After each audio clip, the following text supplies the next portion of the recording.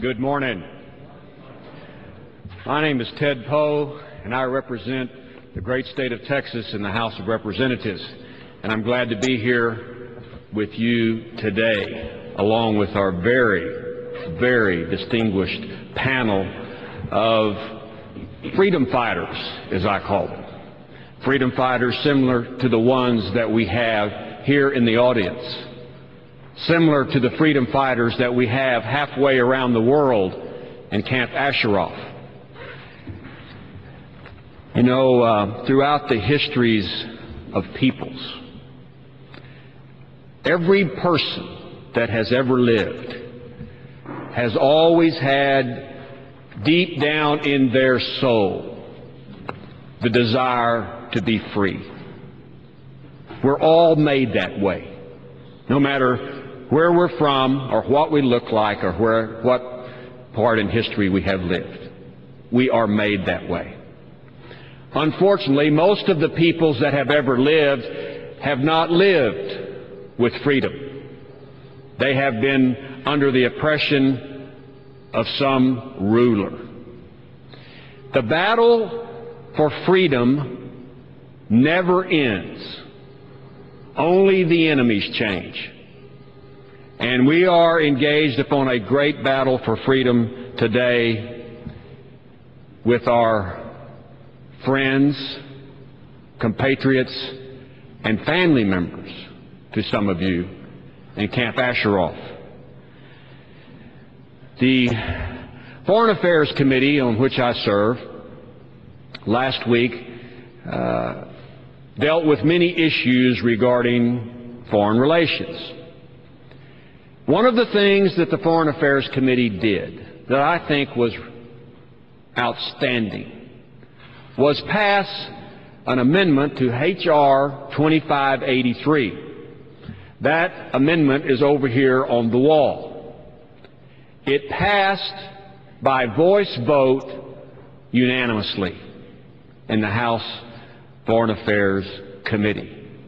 I want to commend the chair, Eliana Ross-Layton from Florida, and all of the members of the House Foreign Affairs Committee, both Republicans and Democrats, who made a stand and voted for that amendment. It is important for several reasons, because it sets the tone. It sets a marker for where the United States stands in dealing with the issue of Camp Ashraf. First of all, the United States is committed to preserving and making sure that the residents of Camp Ashraf are safe.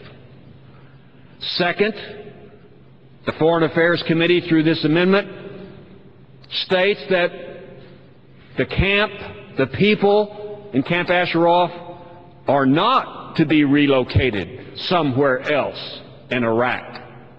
They are to stay where they are. And thirdly, the amendment states that UNAMI, the UN overseeing the safety of Camp Ashraf, will be located in Camp Ashraf, all in the name of preserving the peace and the safety of those residents there. Freedom fighters, as I call them. Recently, myself and other members of the Foreign Affairs Committee in the House, we went to Iraq for several reasons. But one of those reasons was to go to Camp Ashraf and see the conditions firsthand, because of the reports that we have heard about what's taking place in that camp and how the Iraqi government is suppressing freedom in that camp. So we met with Maliki in a meeting that lasted almost 2 hours. And in the discussion that we had with Mr. Maliki, we wanted to hear the Iraqi side of the story about the invasion into Camp Ashraf in April, where over 30 people were murdered. So, Mr. Maliki gave us the official Iraqi position, basically stating it was the fault of the residents of Camp Ashraf. That's why they all died, those over 34, and others were wounded.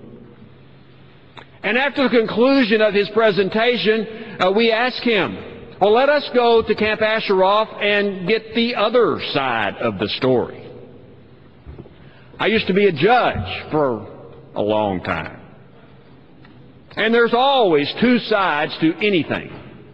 So we suggested, okay, you've made your presentation. Let us hear what the residents that survived have to say about the April invasion. That's not going to happen, he says. You're not going to Camp Ashraf. Why not? Was Mr. Maliki afraid of the truth? Was he afraid that we would learn the truth?